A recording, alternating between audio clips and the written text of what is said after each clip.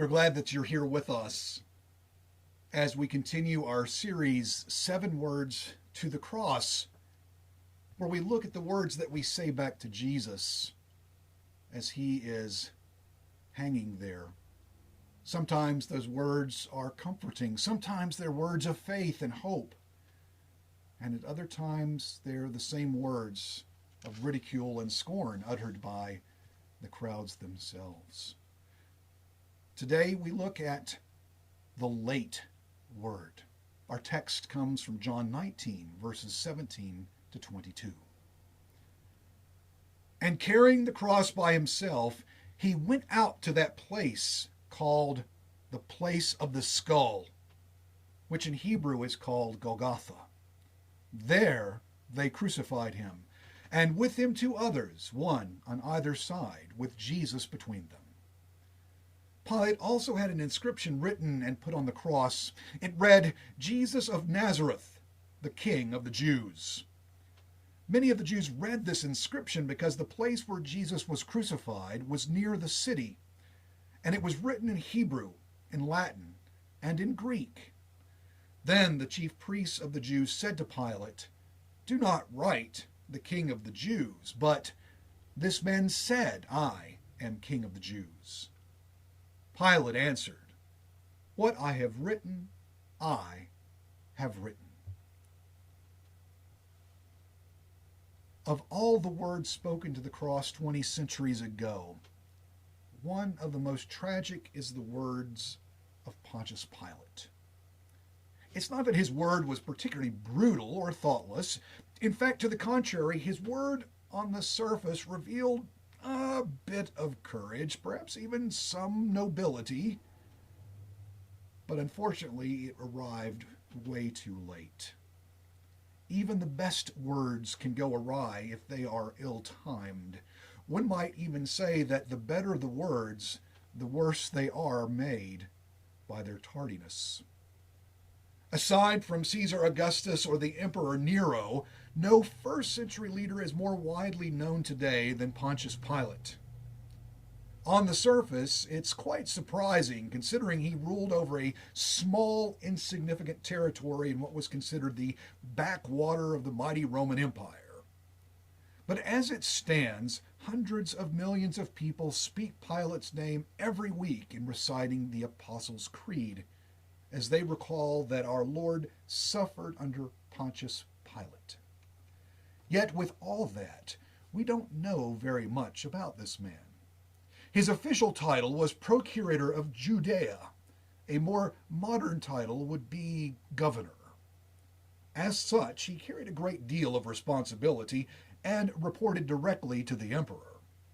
He must have been a capable administrator, and to have gained such a position. And since he held that post for about 10 years, he had a fairly decent track record. But several writers of that period, however, speak very critically of him. One historian described him as a stubborn man who was always making trouble for himself. His predecessor had treated the Jewish people with a measure of caution because they recognized the deep religious convictions that they held. But Pontius Pilate chose repeatedly to fly in the face of these convictions as if he were determined to irritate them as frequently as possible. In the major crisis of his life, the event for which he is most widely remembered, where stubbornness might have been a virtue, Pilate succumbed to the pressures of the people. And when at last he chose to be the courageous and say the right thing, it was too late. The story begins early in the morning when those who were accusing Jesus brought him to Pilate's palace. Pilate greeted the accusers with a routine courtroom question, What charge do you bring against this man? The accusers replied somewhat testily that they wouldn't have brought Jesus to trial if he were not guilty of a crime. Their defensiveness probably indicated how uncertain they were on their ground of conviction. And it's true that we tend to be most irritable or impatient when we're unsure of ourselves. Pilate engaged the accusers in a round of verbal sparring. After Pilate had heard the accusation, he asked Jesus of if he were indeed king of the Jews. Now, it's hard to tell in black and white print what Pilate's tone was, whether he was seriously attempting to conduct a legal interrogation, or whether he was just goading the crowd and playing games with his own power. But after Pilate had pressed his question, Jesus answered, "You say that I am king. For this I was born," he said, "and for this I came into the world, to testify to the truth." The biblical evidence reveals that Pilate was a man with at least some sort of conscience, and that he had a commendable sense of responsibility for the laws of his empire.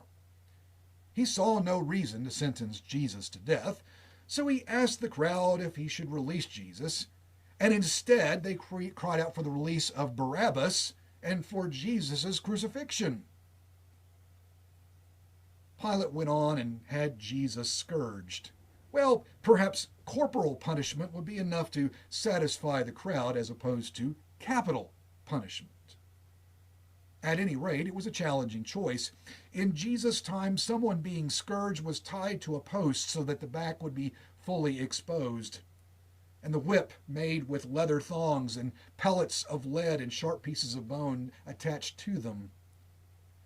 It's hard for us to imagine how that might have felt. Those who received such a beating often died from the shock of blood loss, or later, from infection. The soldiers gathered there and ridiculed Jesus by dressing him in mock garments of a king, a purple cloak, a scepter, a hideous crown made of thorns.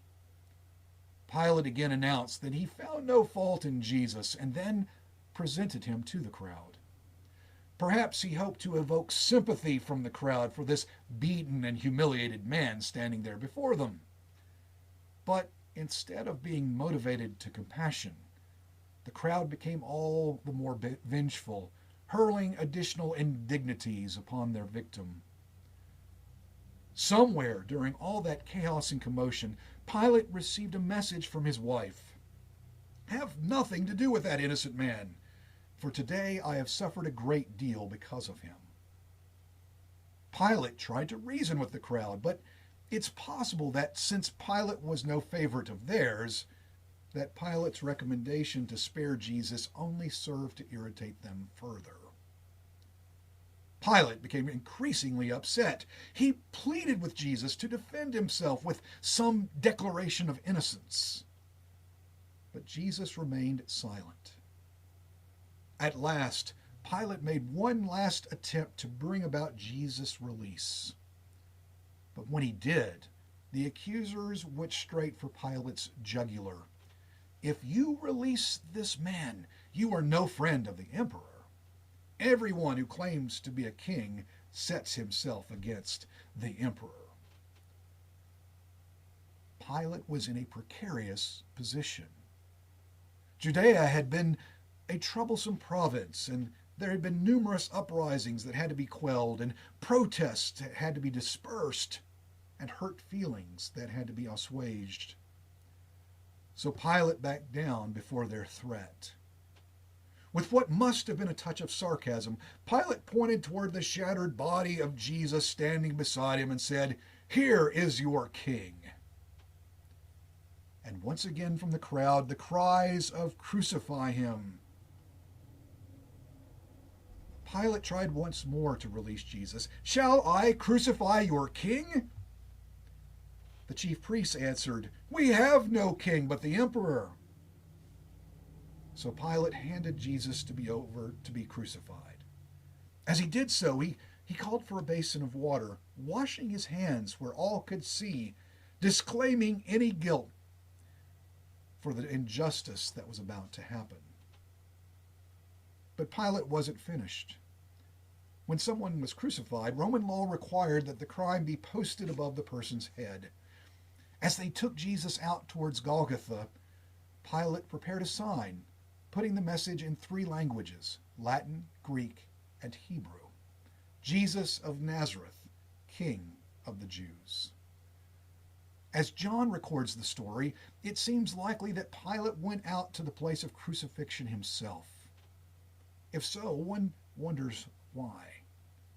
Was it idle curiosity to see how an innocent man and a formerly popular religious figure might die? Was he operating out of a sense of administrative responsibility, seeing that his orders were being carried out correctly? Or was Pilate irresistibly drawn, compelled by the events of that day? An animated conversation followed.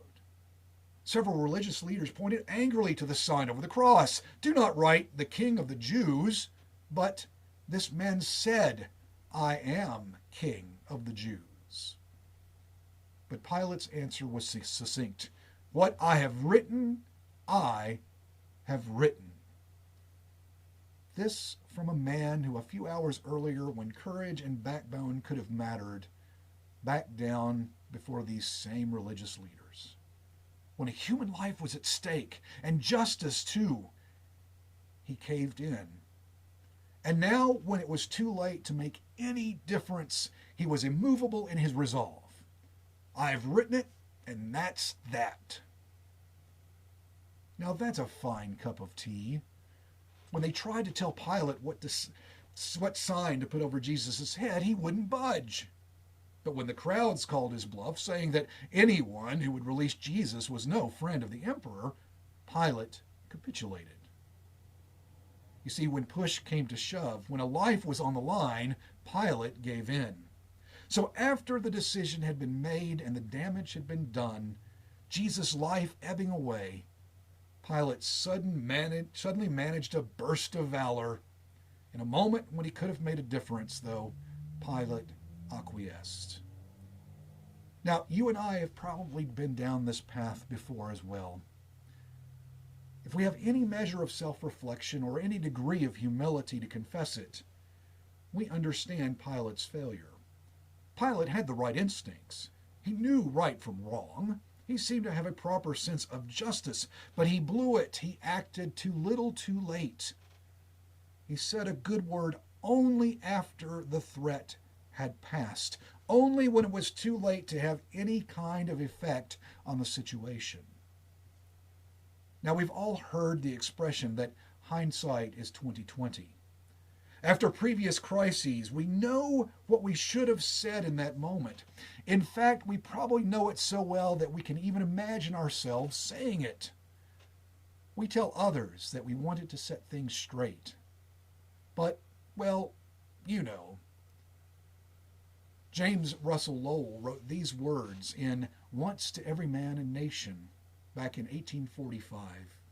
He said, "Then to side with the truth is noble, when we share her wretched crust, ere her cause bring fame and profit, and 'tis prosperous to be just, then it is the brave man chooses, while the coward stands aside, till the multitude make virtue of the faith they had denied." Almost all of us are ready to rally around a cause after it brings fame and profit. But not many of us really want to share her wretched crust. It's surprising how we have such deep convictions about a cause or concern after the heat of battle has lifted, when the weight of conviction doesn't matter as much. And I'm not just talking about large society-changing front-page causes here. Sometimes it's simply in the more private matters of life that we miss the opportunity to say the word that needs to be shared in the moment. And then it's just too late. In all my years as a pastor, I've stood in visitation lines at the funeral home, and not one of these instances go by without at least someone saying to the family in the receiving line or to a trusted friend standing beside them, "If only I had written more often," or "I should have come by for a visit. If only they knew how much I had cared about them. I wish I had been more patient with them." Again, it's not that we're ill-intentioned or that we don't mean well. It's just that we don't seize the opportunity when it's there. And then sometimes when we get to thinking about it, life is just too short to let those moments pass by. And life's just too long for us to keep wrestling with all those if onlys. There is an adage that I'm sure that you've heard before, one that strikes our conscience with great force. The road to hell is paved with good intentions. It's terse, and I can't say I'm completely comfortable with the concept, but I will venture, without taking it literally, that the underlying sentiment makes a lot of sense. It begs us to look at ourselves and ponder what words we've left unsaid, and to whom those words needs to be directed. It urges us to look at the issues before us and consider where we might take a stand for Christ, to stand up for peace with justice, knowing that our involvement might cause some degree of discomfort, placing us in a position that might just draw the ire of those with whom we disagree. It reminds us that doing the right thing might be just the hardest thing we will ever have to do. Our series, The 7 Words to the Cross, will continue tomorrow with the word of indifference. Let us not tear it. From John 19, verses 23 to 27.